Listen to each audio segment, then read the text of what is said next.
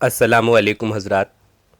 सीधे बात शुरू करता हूँ कि हज़रत ईसा के नुज़ूल सानी की सही अहादीस कहती हैं कि जब हज़रत ईसा दुनिया में दोबारा आएंगे तो वो दुनिया में आकर इंसानों की आपसी दुश्मनी, नफ़रत और तमाम बुराइयों को दुनिया से ख़त्म कर डालेंगे और एक लंबा अरसा दुनिया में गुजार कर जाएंगे।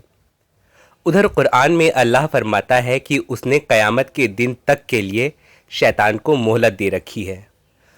तो जब शैतान को क़यामत के दिन तक की मोहलत है तो ऐसा हो ही नहीं सकता कि दुनिया से तमाम बुराइयों का ख़ात्मा हो जाए।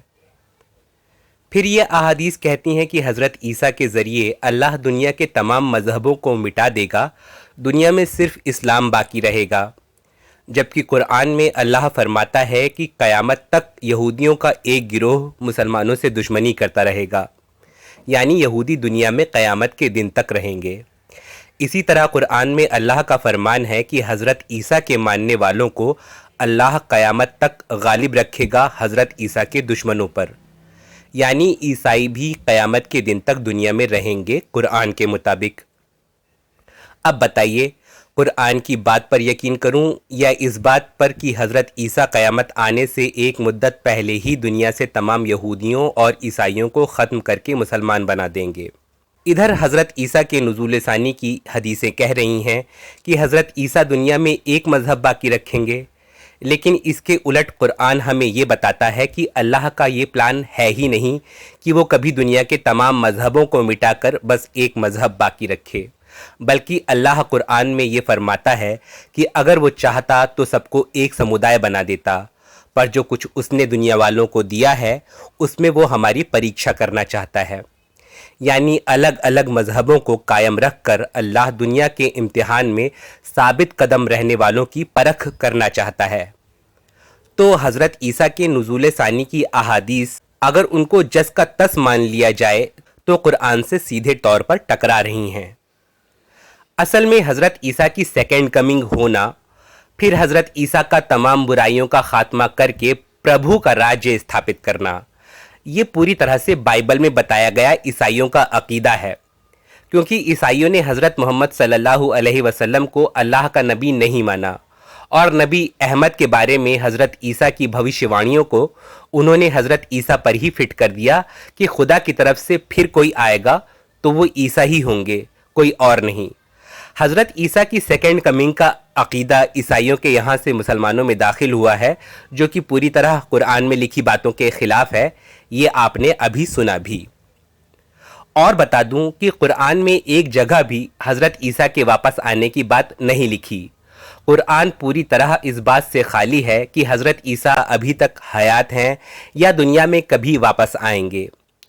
मसीह अलैहिस्सलाम की सेकेंड कमिंग का जिक्र होने का सबसे बेहतर मौका कुरान की सूरह मायदा यानी सूरह नंबर 5 की आयतों 116 से 118 में आया था कि जब अल्लाह क़यामत में हज़रत ईसा से सवाल करेगा कि क्या तुमने इन लोगों से ये कहा था कि मुझे और मेरी माँ को खुदा बना लो, तो वहाँ हज़रत ईसा फरमाएंगे कि या अल्लाह, मैं ऐसा कैसे कह सकता हूँ, तू जानता है जब तक मैं दुनिया वालों के बीच रहा उन्हें तौहीद की ही तालीम देता रहा, फिर जब तूने मुझे उनके बीच से उठा लिया उसके बाद ए रब तू ही उनकी निगरानी करता था और उनका गवाह है।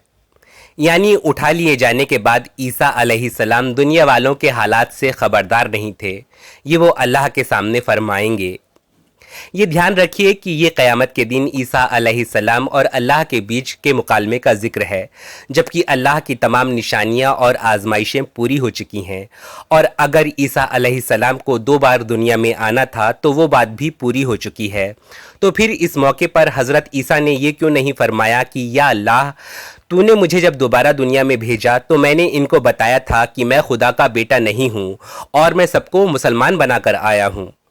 लेकिन रोज़े हश्र हज़रत ईसा इससे बिल्कुल उलट बात फरमाएंगे कि मैं तो जानता ही नहीं कि मेरे उठाए जाने के बाद इन लोगों ने मुझे खुदा बना लिया था। यानी कुरान की ये अकेली आयत ही खुद साबित कर देती है कि अगर हज़रत ईसा को क़यामत में ये मालूम नहीं होगा कि ईसाइयों ने उन्हें खुदाई का दर्जा दे दिया था, इसका मतलब वो दुनिया में दोबारा नहीं भेजे जाने वाले हैं। वैसे तो कुरान में हज़रत ईसा के लिए साफ तौर पर उन्हें वफ़ात देने का लफ्ज़ भी आया है, लेकिन उस पर हमारे मौलवियों ने तावीलें कर ली हैं। लेकिन और देख लीजिए कुरान क्या कहता है। सूरह मायदा की 75वीं आयत में लिखा है, मरियम का बेटा मसीह एक रसूल के अतिरिक्त और कुछ भी नहीं, उससे पहले भी बहुत से रसूल गुजर चुके हैं। उसकी माँ अत्यंत सत्यवती थी, दोनों ही भोजन करते थे। देखो हम किस प्रकार उनके सामने निशानियां स्पष्ट करते हैं, फिर देखो ये किस प्रकार उल्टे फिरे जा रहे हैं। इस आयत में क्या लिखा है? ईसा एक रसूल से ज़्यादा कुछ नहीं है। हम जानते हैं कि तमाम रसूल इंसान ही थे, तमाम रसूल इंसानों की तरह जिए और इंसानों की तरह इंतकाल कर गए, और अल्लाह फरमा रहा है कि ईसा उन रसूलों से ज़्यादा कुछ नहीं थे। बल्कि आयत में यह भी लिखा है कि हज़रत ईसा खाना खाते थे, यानी वो ऐसे चमत्कारी जिस्म के मालिक नहीं थे कि बिना खाना खाए दुनिया में रह सकें। देखिए सूरह अंबिया की 7, 8 और 9 नंबर की आयतों में इसी बात को खोलकर बताया गया है। सूरह अंबिया की इन आयतों में अल्लाह ने नबी सल्लल्लाहु अलैहि वसल्लम से फरमाया है कि आप सल्लल्लाहु अलैहि वसल्लम से पहले भी हमने आदमियों ही को रसूल बनाकर भेजा। उनको हमने कोई ऐसा जिस्म नहीं दिया था कि वो खाना ना खाते हों, और ना वो हमेशा रहने वाले ही थे, बल्कि हमने उनके साथ वादे को सच्चा कर दिखाया और हमने उन्हें छुटकारा दिया। इन आयतों में अल्लाह ने यह फरमाया है कि नबी सल्लल्लाहु अलैहि वसल्लम से पहले आया कोई भी नबी या रसूल हमेशा जिंदा रहने वाला नहीं था। सोच कर देखिए कि कुरान के नुज़ूल के वक्त अगर हज़रत ईसा आसमान पर जिंदा थे, तो अल्लाह ने इन आयतों में तमाम गुजरे हुए नबियों का जिक्र करते हुए ये क्यों नहीं फरमाया कि बाकी नबी तो हमेशा रहने वाले नहीं थे और गुजर चुके, अलबत्ता ईसा अभी हयात हैं। बल्कि अल्लाह ने तो हज़रत ईसा समेत नबी सल्लल्लाहु अलैहि वसल्लम से पहले के तमाम नबियों का जिक्र गुजरे हुए इंसानों के तौर पर किया है। सूरह निसा की आयत 159 पर कयास लगाकर हज़रत ईसा के आज तक जिंदा होने की बात कही जाती है। कहा जाता है कि उनकी सेकंड कमिंग में तमाम अहले किताब उन पर ईमान लाएंगे, लेकिन यही लोग ये भी मानते हैं कि सेकंड कमिंग में हज़रत ईसा नबी की हैसियत से दीन की दावत देने का काम नहीं करेंगे। ऐसा मानने के लिए ये कुरान की आयतों की वजह से मजबूर हैं कि कुरान में लिखा है कि मोहम्मद सल्लल्लाहु अलैहि वसल्लम खातिमुन नबिय्यीन हैं और उनके बाद दुनिया में कोई नबी नहीं आएगा। इसलिए ये लोग कहते हैं कि हज़रत ईसा दुनिया में वापस नबी बनकर नहीं, बल्कि आप सल्लल्लाहु अलैहि वसल्लम के उम्मती बनकर आएंगे। तो अब सोचिए भला ये कैसे हो सकता है कि जब नबी अल्लाह की किताब सुनाकर लोगों को बुलाए तो वो ईमान न लाएं, और जब एक उम्मती बनकर आए जो दीन की दावत देने का काम भी न करे तो तमाम लोग उन पर ईमान ले आएं। फिर इसी आयत 159 में है कि इन ईमान लाने वालों पर क़यामत के रोज़ ईसा गवाह होंगे। क़यामत के रोज़ लोगों पर गवाह होने का काम उम्मत के नबियों का है। ये बात भी कुरान में वाज़ेह तौर पर लिखी हुई है कि हर नबी अपनी अपनी उम्मत पर गवाह होगा। तो जब ईसा दुनिया में वापस नबवी हैसियत से नहीं आएंगे तो इस आयत में क़यामत के करीब के यहूदियों की बात कैसे हो सकती है कि हज़रत ईसा उन पर गवाह होंगे?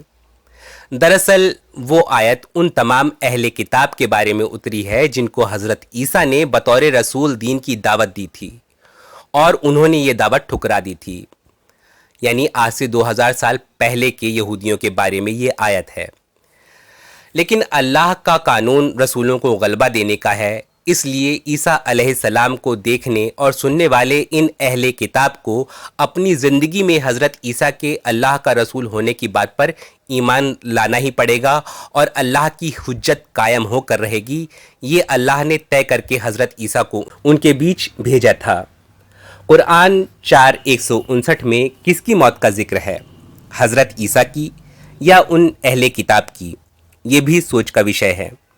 फिर भी हज़रत ईसा की ही मौत समझें तो जिस वक्त अल्लाह ने ईसा को सलीब से बचाया, उस वक्त रोमन मंदिर का पर्दा फटने और मौसम में अचानक डरा देने वाली तब्दीलियों का ईसाइयों के यहाँ जिक्र किया जाता है। फिर अपनी कब्र से गायब होकर उसके बाद कई दिनों तक हज़रत ईसा को ज़िंदा और भला चंगा देखे जाने का भी बाइबल में जिक्र है। जिस अरसे में हज़रत ईसा लोगों को खुदा का पैगाम देते रहे थे, बाइबल कहती है कि तीसरे दिन जी उठने के बाद 40 दिन बाद तक हज़रत ईसा को ज़िंदा देखा गया। اور آخر میں انہیں جسم سمیت آسمان پر جاتا دیکھا گیا۔ ایسی نشانیاں دیکھ کر ان تمام اہل کتاب کو حضرت عیسیٰ کی حقانیت پر یقین آ جانا عین ممکن تھا۔ قرآن میں بھی یہی لکھا ہے کہ حضرت عیسیٰ صلیب پر قتل نہیں ہوئے، بلکہ وہاں سے اللہ نے انہیں بچا لیا اور بعد میں انہیں وفات دے کر جسم سمیت اوپر اٹھا لیا۔ یہ بعد میں وفات دے کر جسم سمیت اوپر اٹھانے کا واقعہ 40 دن بعد ہوا ہو یا اس سے کہیں زیادہ عرصے کے بعد بھی ہونا ممکن ہے، کیونکہ اللہ رسولوں کو جس مشن کے لیے دنیا میں بھیجتا ہے وہ مشن پورا ہوئے بغیر انہیں دنیا سے نہیں لے جاتا۔ حضرت عیسیٰ صلیب پر چڑھائے جانے کے بعد دنیا میں زیادہ دن تک نہیں رہے، یہ بات عیسائی روایات سے ہمیں پتہ چلی ہے، لیکن عیسائی خود ان باتوں کے بارے میں شیور نہیں ہیں۔ کئی عیسائی اسکالر حضرت عیسیٰ کے بیوی اور بچے ہونے کا بھی ذکر کرتے ہیں۔ حضرت عیسیٰ کی زندگی کا بہت بڑا پہلو ہے جس سے وہ انجان ہونے کی بات بھی تسلیم کرتے ہیں۔ خیر، اللہ دنیا میں اپنی حجت قائم کرنے کے لیے رسولوں کو بھیجتا ہے، یعنی رسول آ کر اپنے پورے سمودائے کے سامنے اللہ کا پیغام بالکل اچھی طرح سمجھا دیتے ہیں کہ کسی کے دل میں شک کی گنجائش نہیں باقی بچتی۔ رسول کی امت کا ہر شخص دل میں رسول پر ایمان لے آتا ہے، لیکن دنیا کے سامنے وہ کفر بھی کر سکتا ہے یا ایمان کو تسلیم بھی کر سکتا ہے۔ لفظ کفر کا مطلب ہوتا ہے ٹھکرا دینا، یعنی دل میں اس بات پر ایمان آ جانے کے باوجود کہ ہمارے سامنے اللہ کا نبی یا رسول ہی آیا ہے، دنیاوی مفاد کے لیے اس نبی کے پیغام کو ٹھکرا دینا یہ کفر کہلاتا ہے۔ اسی جانے بوجھے گناہ کی وجہ سے کئی نبیوں کی امتوں پر عذاب آیا تھا۔ ظاہر ہے اللہ کا یہی پروگرام حضرت عیسیٰ کے لیے بھی تھا کہ حضرت عیسیٰ اپنے سمودائے کے تمام اہل کتاب کے سامنے حق واضح کر دیں گے، پھر جو لوگ ایمان قبول کریں گے وہ انعام والے بنیں گے، اور جو دل میں ایمان ہو جانے کے باوجود اس کو ٹھکرا دیں گے یعنی کفر کریں گے وہ عذاب والے ہوں گے۔ یہی بات یعنی حضرت عیسیٰ کو پانے والے تمام لوگوں پر حجت قائم ہونے کی بات سورہ نساء کی آیت 159 میں ہے۔ یہ کوئی سیکنڈ کمنگ کی نشانی والی بات نہیں ہے۔ تو قرآن میں حضرت عیسیٰ کے دوبارہ دنیا میں آنے کا کوئی نشان نہیں دکھتا۔ ویسے بھی سب سے شروع میں آپ کو بتا چکا ہوں کہ احادیث میں حضرت عیسیٰ کے دنیا میں آ کر پربھو کا راجیہ استھاپت کرنے کی جو کہانی پیش کی گئی ہے وہ قرآن کی آیتوں کے کس طرح سے خلاف ہے۔ دنیا میں حدیث کی پہلی کتاب امام مالک رحمۃ اللہ علیہ کی موطا جو 150 ہجری میں جمع کی گئی، اس میں کہیں پہ بھی حضرت عیسیٰ کے دوبارہ دنیا میں آنے کی کوئی پیشین گوئی نہیں ہے۔ البتہ ایک خواب ہے جس میں بتایا گیا ہے کہ حضرت عیسیٰ اور دجال ایک ہی وقت دنیا میں دیکھے گئے تھے، اور وہ آپ صلی اللہ علیہ وسلم کا خواب تھا۔ امام مالک رحمۃ اللہ علیہ جنہوں نے نبی صلی اللہ علیہ وسلم کے زمانے کے زیادہ قریب کے لوگوں کو پایا اور مدینہ سے احادیث جمع کی، انہوں نے حضرت عیسیٰ کے نزول ثانی پر ایک بھی لفظ آپ صلی اللہ علیہ وسلم سے نہیں پایا، جبکہ امام مالک رحمۃ اللہ علیہ کے 100 سال بعد یعنی 250 ہجری میں عراق سے احادیث جمع کر رہے امام بخاری رحمۃ اللہ علیہ کو حضرت عیسیٰ کے دوبارہ دنیا میں آنے کی کئی احادیث مل جاتی ہیں۔ دو باتیں ہو سکتی ہیں، یہ بھی ہو سکتا ہے کہ آپ صلی اللہ علیہ وسلم عیسائیوں کے غلط عقیدے کے بارے میں صحابہ کو بتا رہے ہوں کہ حضرت عیسیٰ کے نزول ثانی کا عیسائیوں کا عقیدہ ہے، اور راوی نے ادھوری بات سن کر یہ سمجھا ہو کہ آپ صلی اللہ علیہ وسلم اسلام میں اس عقیدے کی پشٹی کر رہے ہیں۔ ایسی غلط فہمی کی ایک مثال بخاری شریف کی ایک روایت میں ملتی ہے کہ آپ صلی اللہ علیہ وسلم نے فرمایا کہ گھر، گھوڑے یا عورتوں میں منحوسیت ہو سکتی ہے۔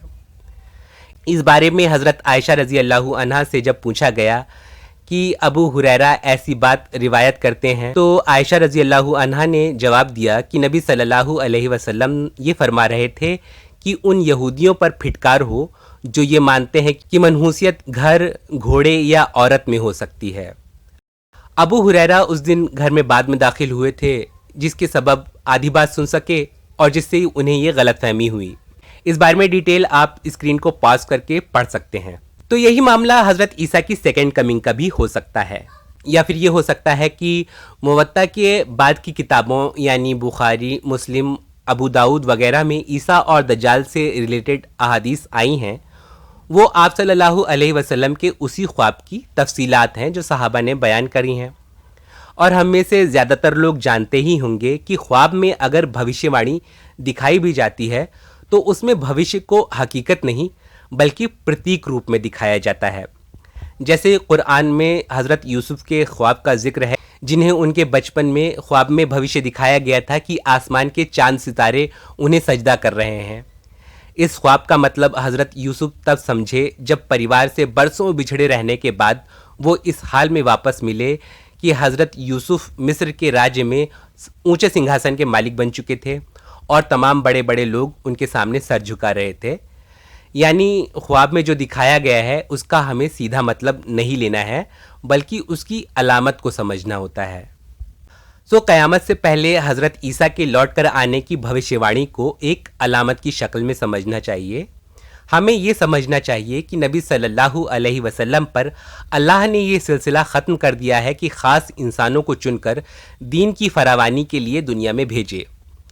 इसलिए अब हमें भी ऐसे किसी इंसान के इंतज़ार में नहीं बैठना है जो आकर दुनिया की बुराइयों के ख़िलाफ़ लड़ेगा, बल्कि उम्मत मुस्लिमा के हर शख्स को आप सल्लल्लाहु अलैहि वसल्लम ये ज़िम्मेदारी सौंप गए हैं कि वो नेकी की तरफ लोगों को बुलाए और बदी से रोके।